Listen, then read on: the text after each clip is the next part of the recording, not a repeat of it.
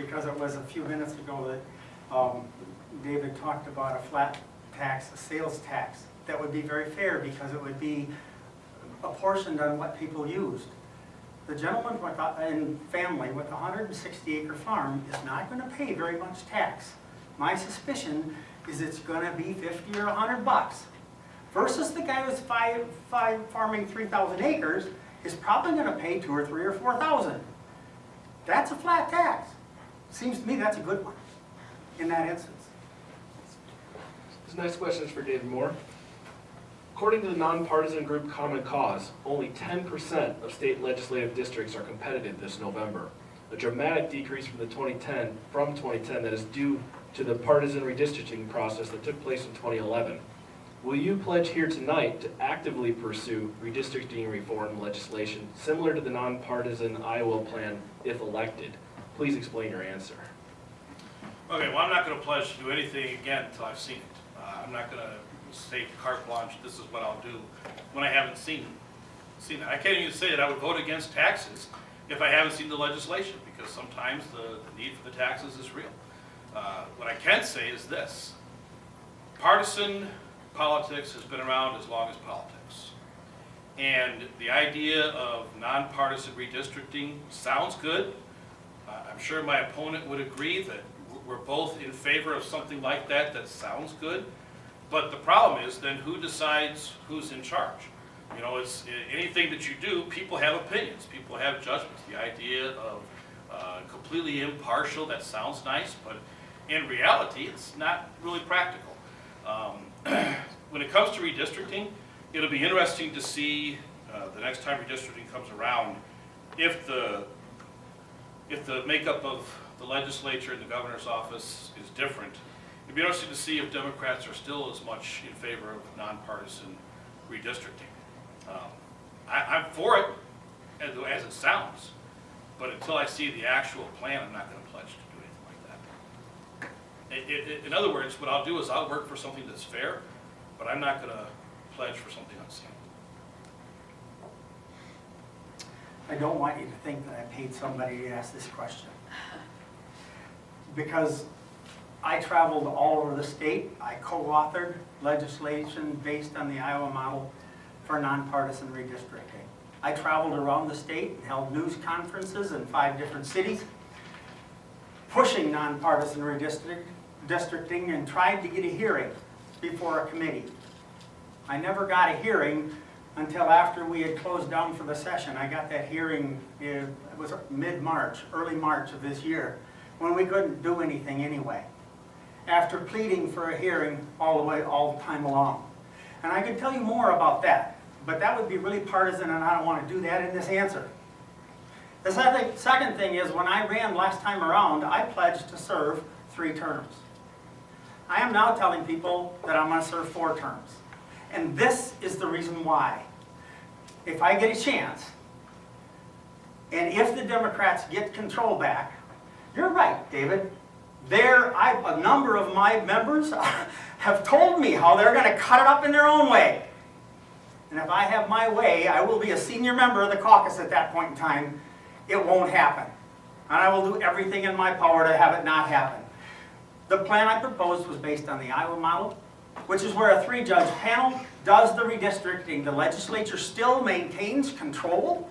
They have to approve the redistricting model. That plan's been in place now for 4 redistricting cycles. If you look at Iowa, it's blocks. It's beautiful blocks, following rivers and other things. It's well done. One time, the legislature chose not to approve it. Then what happens? It goes back to the 3-judge panel to redo. And they approve the second time through. I think that's because the legislature would look kind of dumb doing it twice in a row. And it becomes very obvious that it's partisan. I'm going to push like crazy to have nonpartisan redistricting happen from now until we get control of the legislature, and then I'm going to push on my side to make sure it happens if it doesn't before then. This next question is for Dave Considine. The state created the Wisconsin Economic Development Corporation to replace the Department of Commerce in 2011. In the years that followed, the organization faced public scrutiny over questionable loan practices. How do you rate the performance of the WEDC, and are there any changes to the way the organization operates that you believe are needed? I think they do need to have, how do I rate them? Let's start with that one. On a scale of 10, 10 being excellent, probably 2 or 3. Again, I think it's a focus of where the money's going, the same as it is with the manufacturers and agricultural tax credit. I don't think I know that we're not using the money in WEDC to promote entrepreneurs and very small businesses. It goes to much larger ones. And those are the job generators. We know that.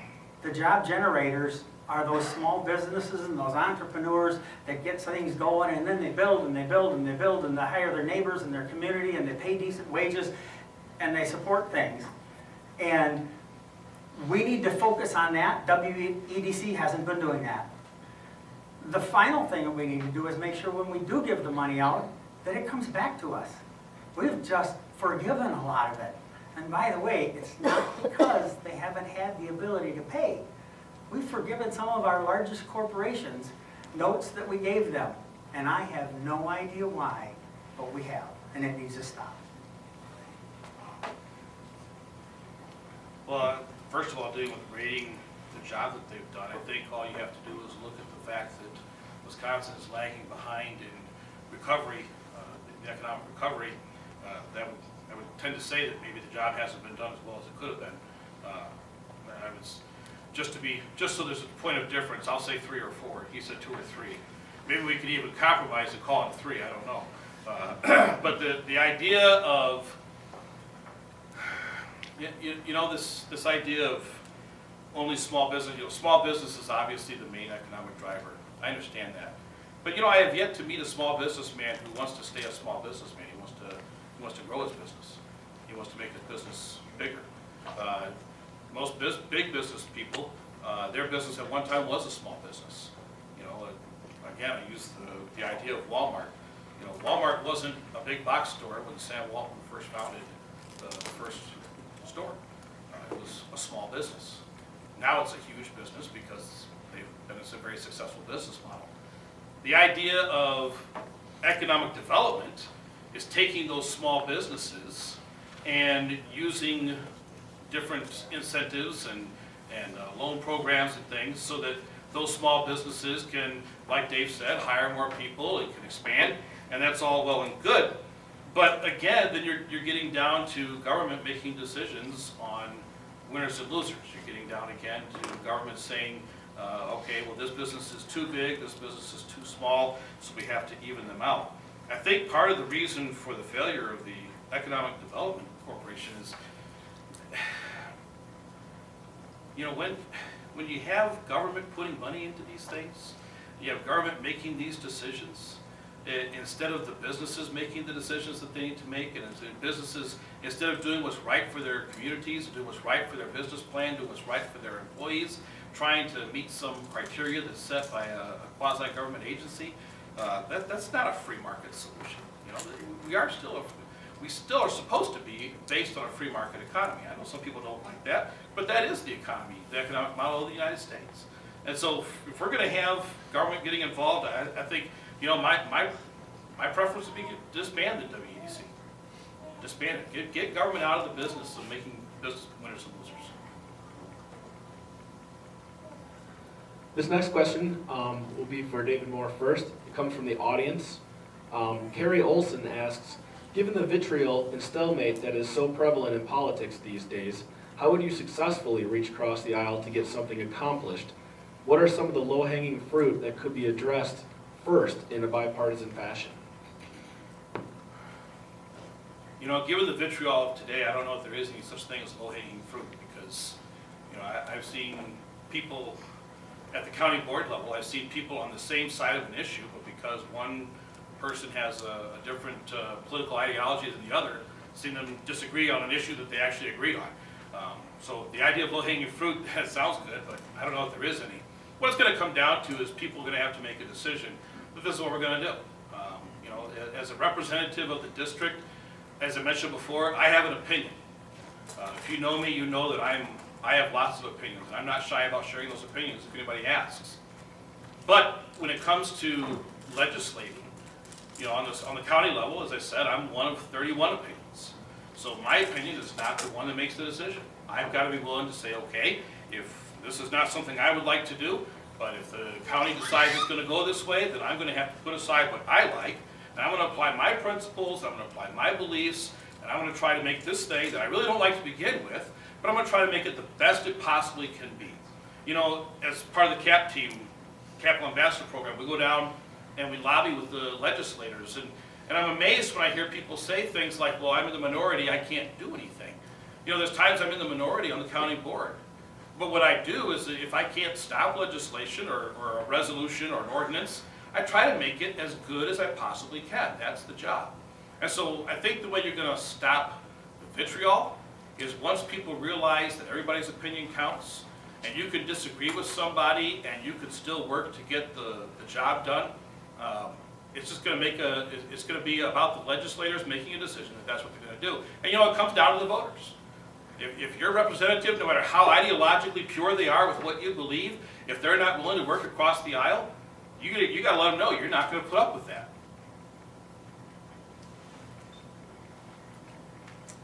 Great question, and I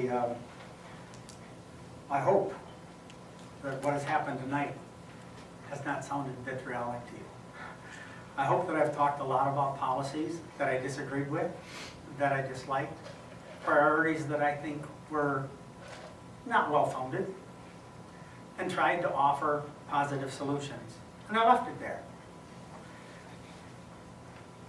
I have done a number of things in the legislature to try to work across the aisle.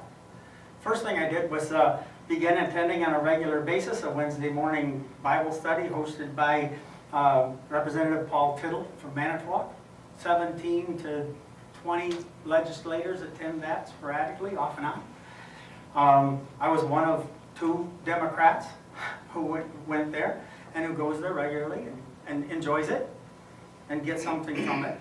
I think we have to work together. I've also gone into some bars and restaurants in Madison, and I don't know if you know this, but even the bars and restaurants that's a Democratic bar and that's a Republican bar, and once in a while I got embarrassed because I was in the wrong bar. Or not embarrassed, because I felt like that's what I needed to do, and that's my strength. And if you watched the communications that I've done with you as a district, you know that I don't get involved in the vitriol, and I refuse. And I commend Ashton Kirsch, my last opponent, and David for maintaining that same positive effect. Our campaigns have been positive. We're not talking down about each other.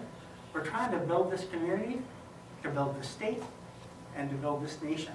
We may have different ideas, but that's what we want to get done. And that ends our question and answer segment. I'd like to move into closing arguments. These also were determined by a coin flip, and Dave Considine, you can go.